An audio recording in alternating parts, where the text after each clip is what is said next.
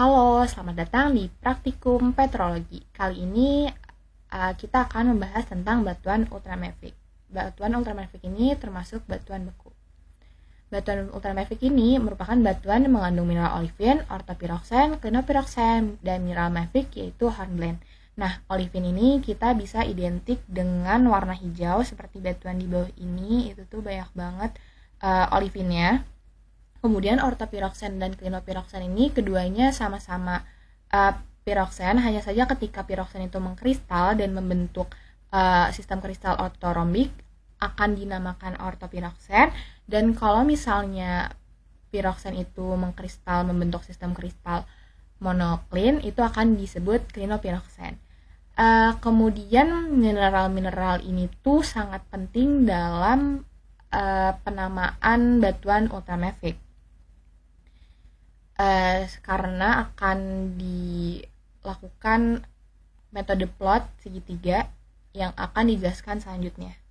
Nah, batuan ultramafic ini biasanya memiliki konten silika yang sangat rendah, sekitar 40-45% SiO2. Oke, ini tuh adalah diagram klasifikasinya. Jadi kalau misalnya kita lihat di sini ada mineral olivin, ada mineral ortopiroksen, ada klinopiroksen, dan ada hornblende. Nah, di sini kasusnya kalau misalnya ada batuan ultramafic yang tidak memiliki mineral hornblende di dalam batuan tersebut, kita bisa memakai diagram ini. Kalau misalnya nggak ada hornblende, tapi kalau misalnya di batuan tersebut ada mineral hornblende, kita memakai diagram yang sebelah kiri gitu. Nah, cara bacanya adalah ujung dari sudut-sudut ini adalah 100%. Jadi ketika 100% mineral tersebut, jadi ketika ini ada piroksen, di sini adalah 100%-nya piroksen. Jadi kalau misalnya kita ke sini, ini adalah 0%-nya piroksen. Begitupun dengan olivin, ini adalah 100%-nya olivin. Ketika kita turun ke bawah, ini adalah 0%-nya olivin. Begitu juga dengan klasifikasi yang sebelah kanan, sama seperti itu. Nanti kita coba untuk plottingnya. Ini adalah alur plotting dengan diagram klasifikasi batuan ultramafic. Jadi pertama-tama kita deskripsi batuan beku dulu. Kita pertama-tama harus tahu warnanya seperti apa, kita harus tahu komponennya, kita harus tahu teksturnya seperti apa sebelum kita menentukan komposisi mineralnya. Ya. Jadi ya kalau misalnya udah deskripsi, kita lihat komposisi mineral pada batuan tersebut. Kemudian setelah itu kita melakukan normalisasi sesuai kebutuhan mineral pada diagram segitiga. Nah, cara normalisasinya, perhitungannya adalah seperti ini. Kita ke next. Ini adalah jadi caranya mineral yang dihitung atau mineral yang dicari dibagi total mineral yang ada atau yang dibutuhkan dikali 100%. Nanti untuk perhitungan normalisasinya kita coba di contoh, ada nanti setelah ini. Kemudian setelah kita menghasilkan normalisasi, kita next ke Jingga. Kita melakukan plotting sesuai persentase dari normalisasinya. Nah, ketika kita sudah plotting, kita akan menghasilkan garis potong dari ketiga garis plotting tersebut, atau kedua garis plotting sebagai nama batuannya. Ketika kita sudah menentukan titik potongnya, kita bakal tahu tuh apa nama batuannya. Dan nanti setelah kita tahu nama batuannya, kita akan interpretasi genesanya seperti itu. Jadi kita langsung aja ke contohnya ya. Ini contoh batuannya. Jadi di sini ada warna hitam kehijauan sebagai warna segarnya. Jadi warna segar itu adalah warna yang belum berinteraksi dengan lingkungannya.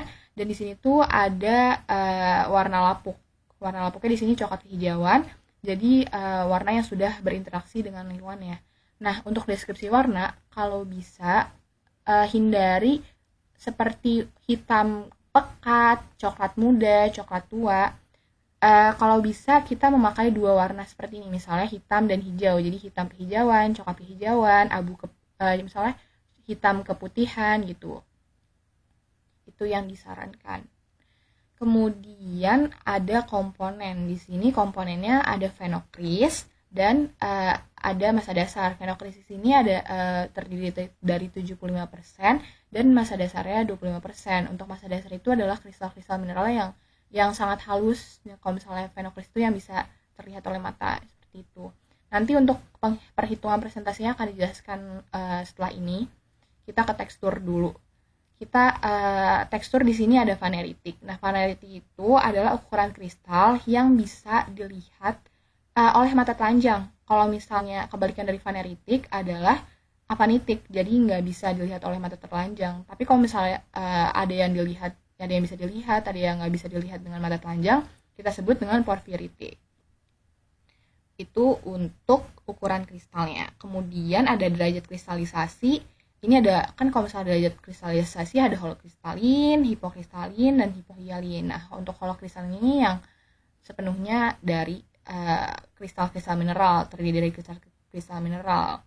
Sedangkan kalau misalnya hipo itu sepenuhnya dari gelas gitu. Jadi kalau misalnya di tengah-tengahnya itu dinamanya kalau misalnya di holohialin itu sepenuhnya dari gelas. Kalau misalnya di tengah-tengah itu namanya hipohialin atau hipokristalin.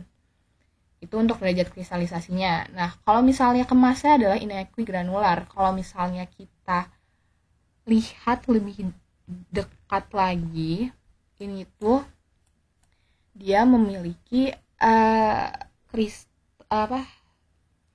kemas yang beda ukurannya. Jadi ukuran mineral itu beda, jadi kemasnya adalah inequi gitu. Terus bentuk dari kristalnya adalah subhedral, itu tuh agak sempurna dan berasosiasi dengan bentuk mineral, yaitu adalah hipidiomorf. Jadi hipidiomorf itu terdiri dari kristal-kristal subhedral. Nah, komposisi indeks warna mineralnya ini adalah melanokratik karena terdiri dari mineral-mineral mafic. Biasanya terdiri dari 60% mineral mafic. Kalau misalnya leukokratik itu tuh mineral-mineral maficnya kurang dari 30%. Kalau misalnya meso itu di tengah-tengah antara 30 sampai 60% gitu. Nah, kalau misalnya melanokratik ini karena dia mengandung banyak mineral mafic, biasanya cenderung gelap warnanya gitu. Untuk komposisi mineralnya akan dijelaskan di next slide. Nih. Jadi untuk komponennya kita bisa lihat mengacu pada gambar di sebelah kiri ini. Kalau misalnya kita lihat phenochrysnya ini adalah mineral yang bisa dilihat oleh mata. Kemudian ini adalah massa dasarnya yang halus, kristal-kristal mineralnya.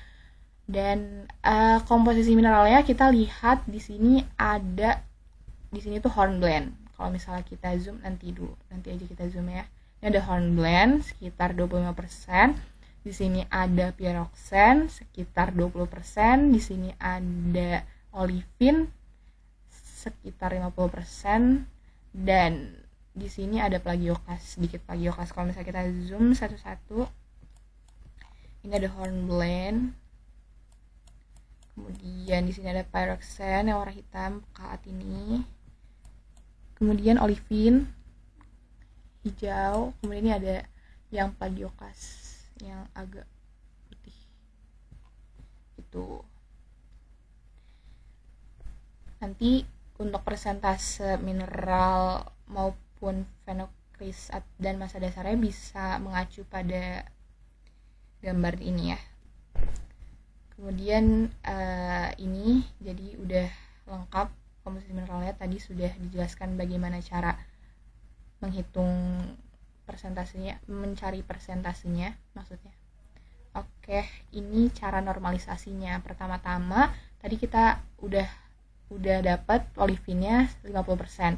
Kita bagi dengan total dari olivin, hornblende, dan pyroxene. Kita tidak melampirkan plagioklas karena kita tahu bahwa mineral di sini hanya yang dibutuhkan adalah hanya pyroxene, hornblende, dan olivin. Nah, di sini mendapat olivin setelah dinormalisasi terdapat 53%. Kemudian di sini ada hornblende. Di sini ada hornblende 25% dibagi oleh total dari olefin, hornblende dan pyroxene dan menghasilkan 26% setelah dinormalisasi. Kemudian pyroxene juga seperti itu, tadi kita sudah mengestimasi bahwa 20%, kemudian dibagi oleh total dari olefin, hornblende dan pyroxene dan menghasilkan 21%. Kita plot di diagram ini untuk olefin 53%, ini untuk hornblende 26%, dan ini untuk pyroxene 21%. Jadi nama batuannya adalah pyroxene hornblende peridotite nih, di sini namanya. Begitu. Lalu untuk referensi yang dipakai, semoga bisa menambah ilmu dan